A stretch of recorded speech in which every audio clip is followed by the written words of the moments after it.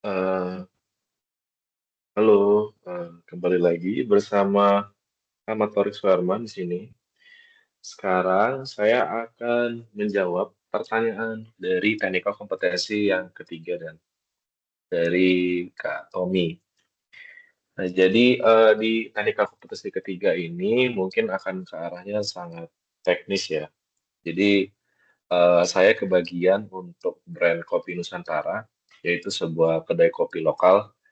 Saya juga nggak tahu ini sebenarnya brand yang fiktif atau enggak.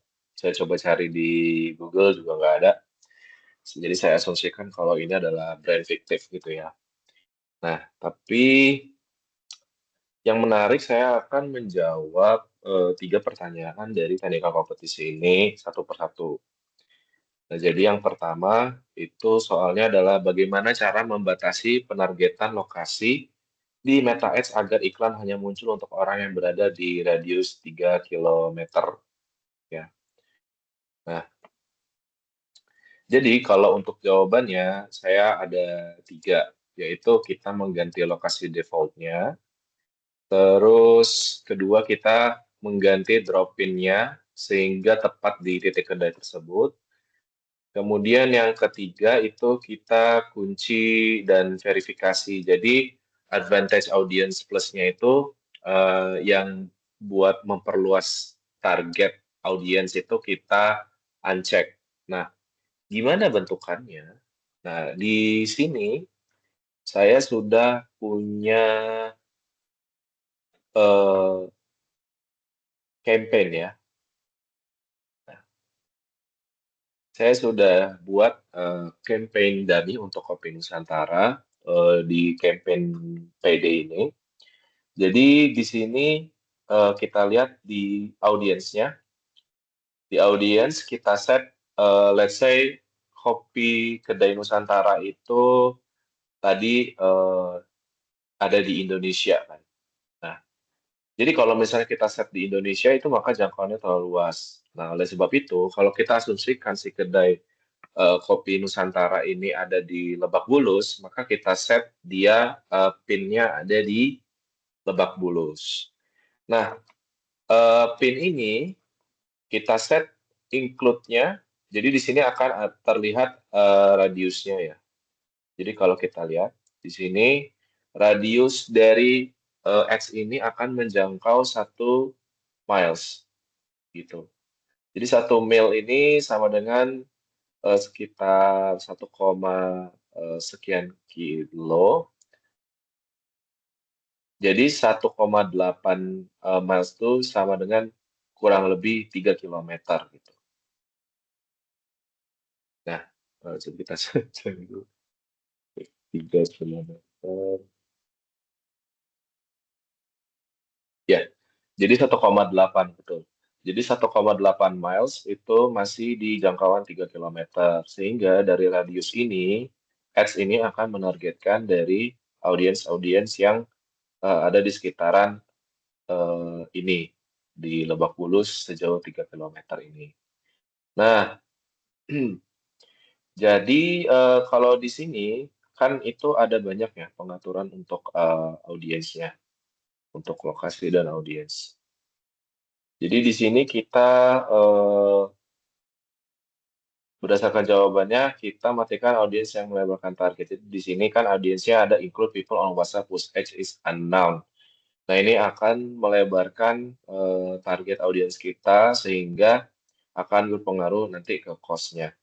Nah minimum age kita set di 24 tahun karena kita tahu mungkin banyak penikmat kopi itu dan yang baru bekerja yang akan kena campaign kita tuh umurnya sekitar 24 tahun ke atas. Jadi start minimum age-nya adalah 24 tahun. Kemudian advantage audience-nya itu kita set di 24 sampai 38 tahun karena ini adalah usia produktif dan juga di mana para pekerja biasanya di gajian itu umur-umur segini sedang aktif-aktifnya untuk berbelanja di coffee shop, di kedai kopi. Nah, kurang lebih itu cara kita untuk mengatur radiusnya. Jadi radiusnya kita si ad setnya kita atur, jadi bukan di campaign-nya, tapi di ad setnya ya. Itu untuk pertanyaan nomor satu. Kemudian, untuk pertanyaan nomor dua ya. Jadi di nomor dua ini, eh, kita di nomor dua ini pertanyaannya adalah saat periode gajian, CPM naik mendadak, gitu kan. Karena persaingan yang tinggi, berarti biddingnya tinggi. Kemudian pertanyaannya langkah apa yang bisa dilakukan agar biaya iklan tidak kebobolan, gitu. Jadi tidak melonjak gitu kan harganya. Dari CPM-nya berarti kita mau kontrol. Nah, jadi di CPM ini cara mengontrolnya adalah kita mengendalikan biddingnya, satu. Kedua, kita kendalikan waktunya, kapan kita harus mengaktifin ad-nya. Sama kita bikin efisiensi kreatifnya gitu. Jadi, apa namanya, efisiensi kreatif itu kira-kira yang akan menunjang, memprioritaskan retarget audience. Nah, yang pertama itu kan jawabannya adalah kita mengendalikan biaya gitu ya atau cost dari ad-nya.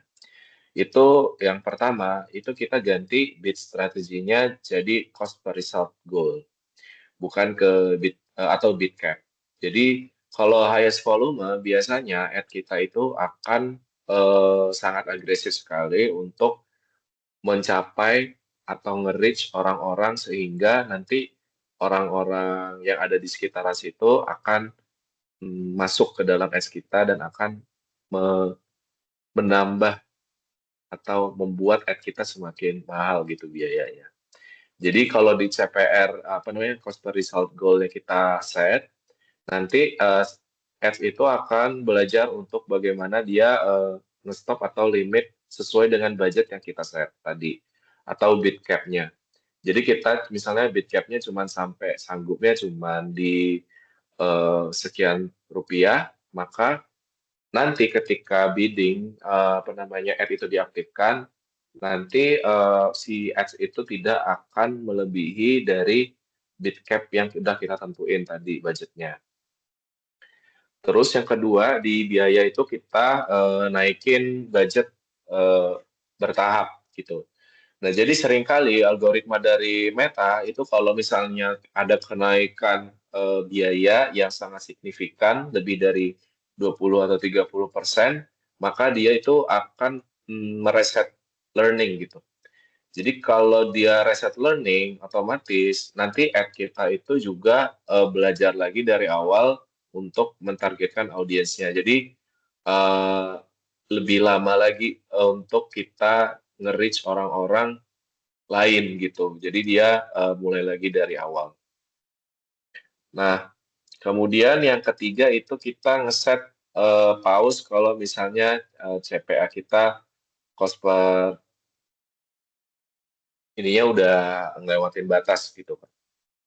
Jadi ketika apa namanya si budgetnya udah habis, maka kita mau si ads kita tuh udah di pause aja.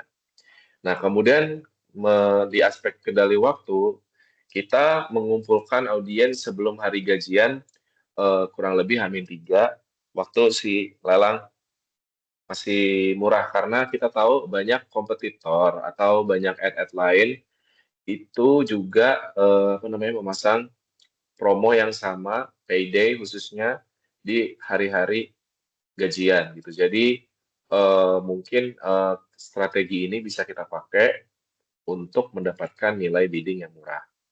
Kemudian yang kedua itu pakai day parting. Jadi day parting ini tuh dia itu tayangnya di jam-jam kedai buka gitu, bukan app-nya kita on-in terus selama 24 jam. Jadi kita mau ad ini hanya hidup atau aktif untuk ketika kedainya buka, samaan dengan kedainya buka, kemudian dia juga mati ketika kedainya tutup, kayak gitu. Kemudian yang ketiga itu kita menggeser sebagian budget ke akhir periode gajian. Jadi si pas kompetitor kita udah habis budgetnya, kita bisa naik ads-nya. kayak gitu.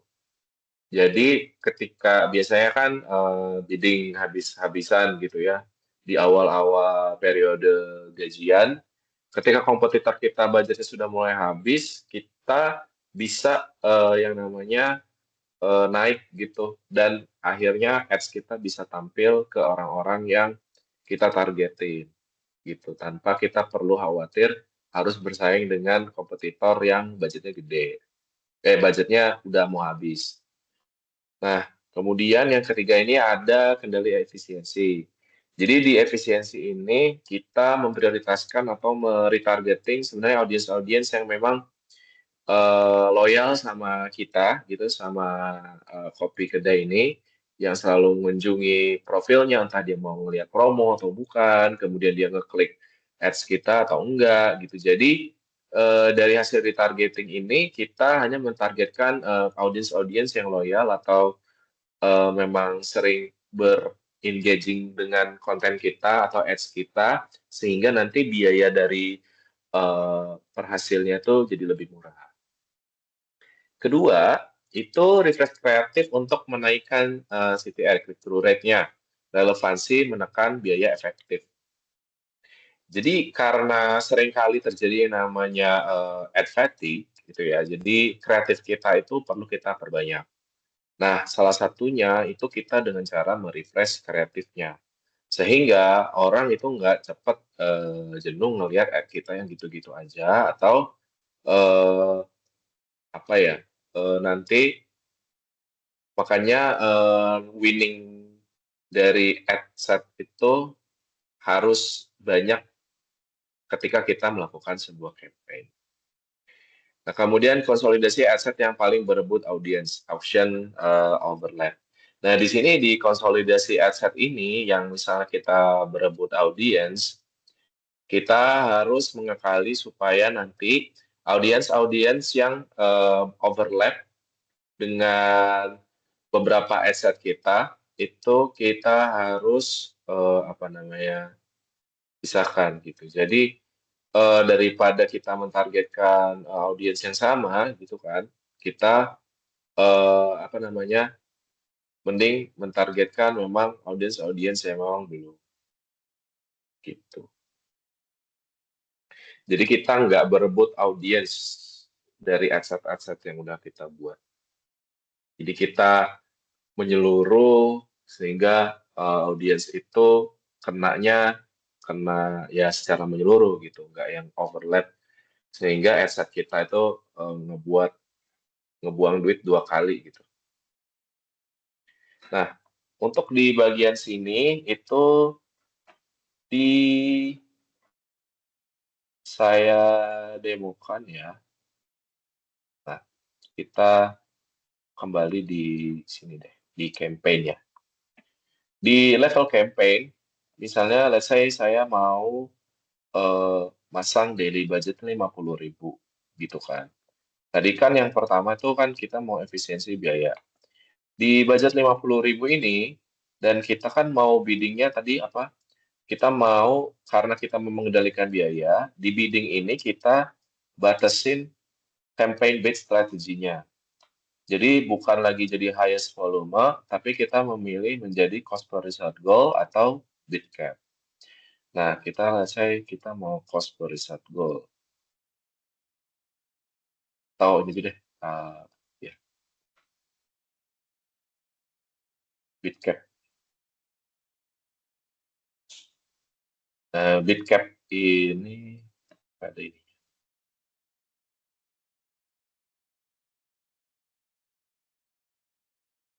yang ada pilihan, nggak muncul. Eh, jadi di sini nanti akan dibatasi seberapa mahal atau batas budget kita yang mau kita bid selama periode campaign ini berlangsung gitu, si ads-nya. Nah, terus kita juga ada budget scheduling. Jadi kan naikkan budget bertahap maksimal 20-30%. Jadi di budget sini kita kan ada budget scheduling ya, increase your budget during specific days or times. Nah, di sini kita cek, terus kita bisa lihat selama periode misalnya dari tanggal 25 sampai tanggal 28, itu kita mau naikin misalnya increase-nya tanggal 28. Nah, jadi selama ini kita akan menaikkan sebesar 20%. Berarti 20% dari 50.000 adalah 10.000 ya. 10.000 sampai 30% itu 15.000. Oke, let's say ini nggak apa-apa kita ambil 12.500. Nah, jadi di sini kita bisa mengendalikan CPM lewat eh, cara yang kedua tadi untuk dari segi biaya. Kemudian yang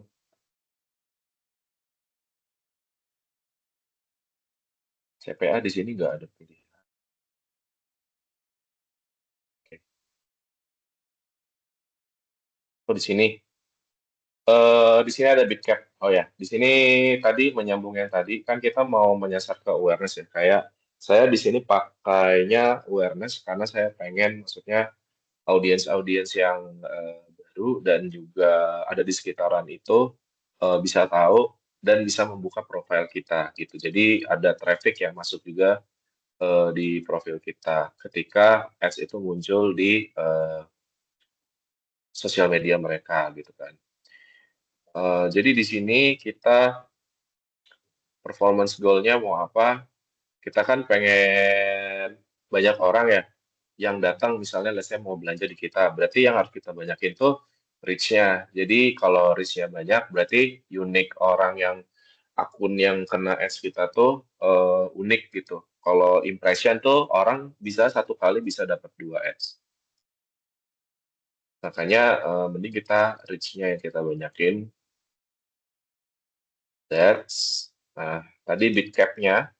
Nah, bid cap kan kita tadi set paling mahal 50.000 ya budget daily kita. Bid cap itu kita bisa apa namanya bidding let's say kita nggak mau mentok banget 50.000 jadi bidnya kita mau paling mahal gua 40.000 gitu untuk sekian persen. Nah, jadi dari sini kita bisa mengontrol CPM tadi yang berlebihan. Jadi kan katanya kalau 40.000 Meta will aim to get the most 1.000 impression without bidding more than 400,000 in any auction using the bid cap strategy. Jadi 40,000 ya in auction. Jadi dia nggak akan dia mau tetap ada 1.000 impression, tapi dia nggak akan mau ngelebihin dari 40.000 gitu selama bidding. Kurang lebih gitu. Nah, ini budget schedule-nya karena ini adalah promo payday, kita nge-set schedule-nya di tanggal 25 sampai tanggal 28. 25 pagi ya.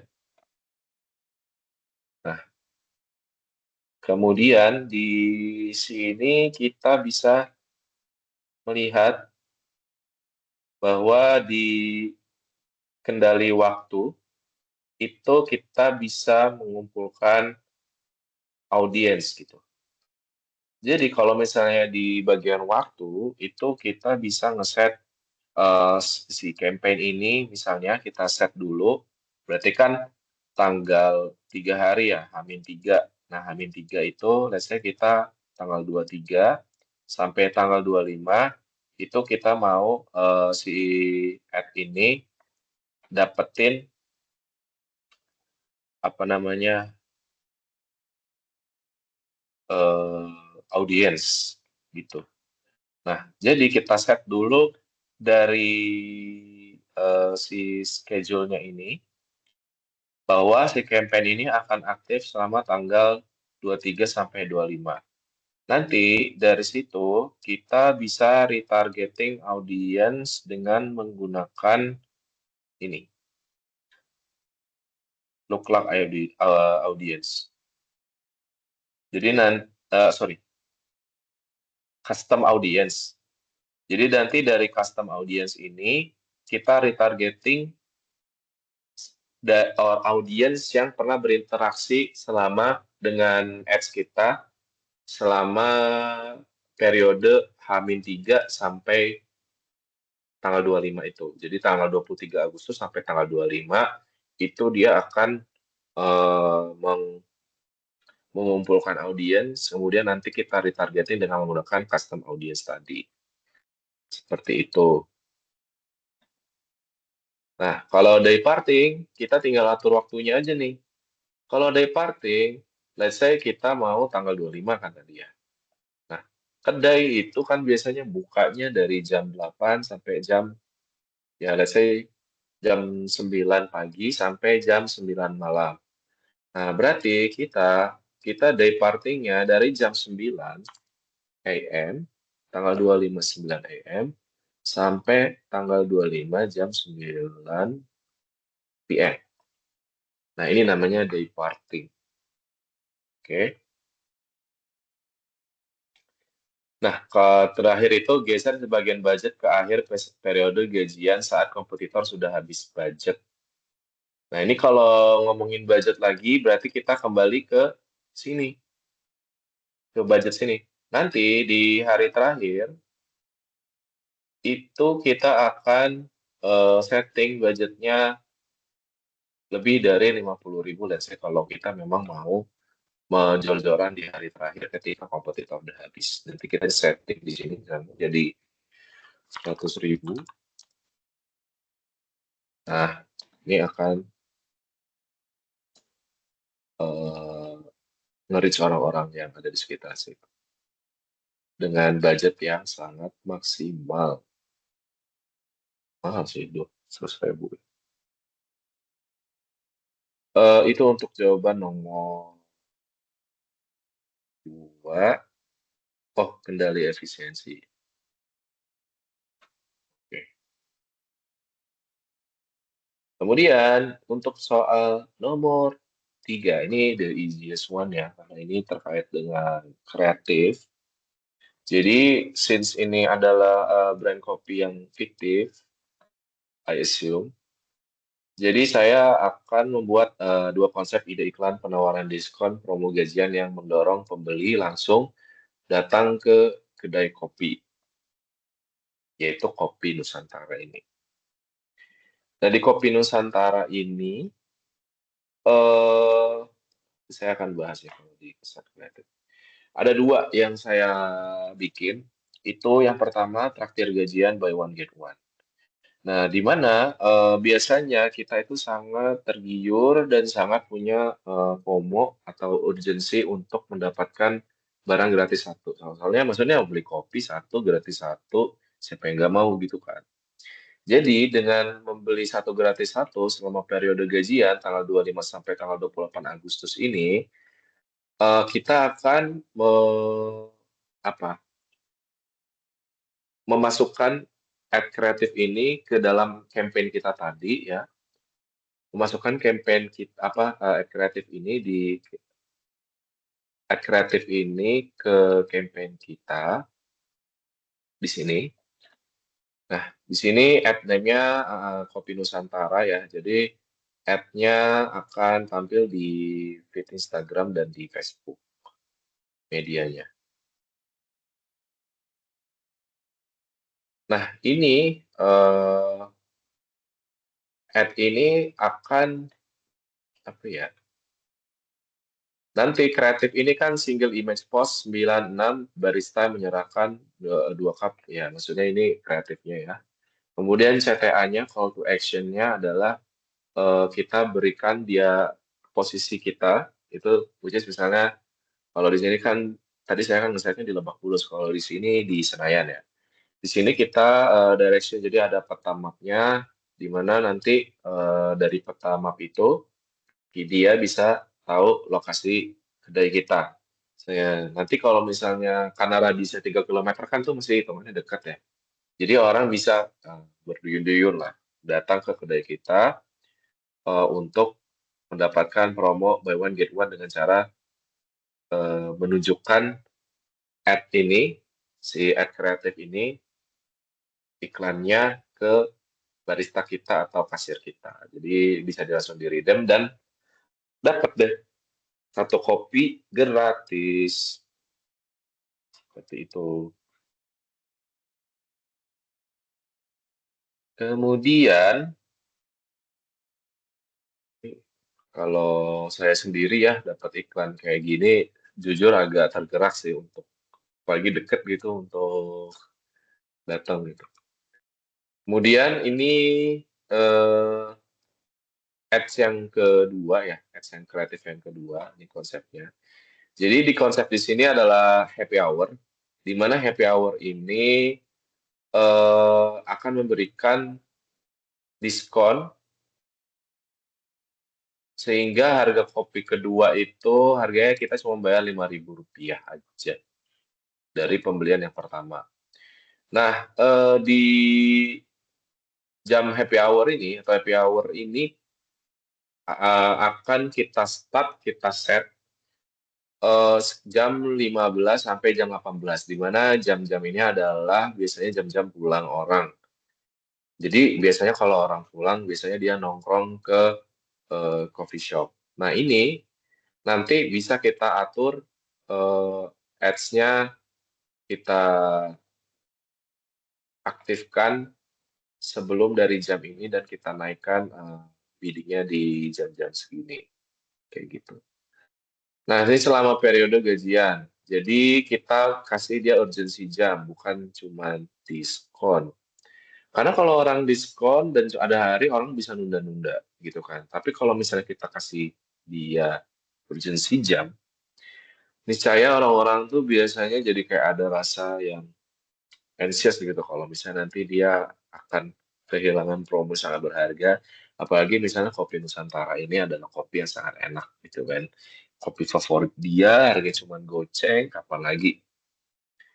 Nah ini kreatif app-nya kita kasih waktu, terus juga kita kasih keterangan promosinya gimana, sama kita kasih CTA, di mana CTA-nya adalah si orang yang ngelihat ads ini harus follow akunnya, terus kita tunjukin buktinya ke kasir atau tunjukin ke ya kasir di kedainya langsung gitu. Jadi kita dapat dua konversi kemungkinan.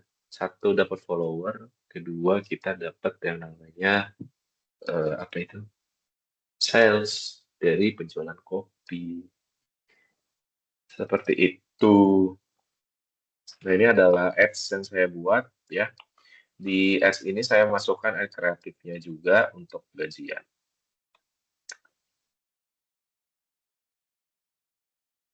Oke. Dari sini saya sudah bikin campaign-nya juga. Beberapa campaign-nya, settingnya seolah-olah memang ini akan menjadi sebuah campaign yang akan saya lakukan gitu daminya.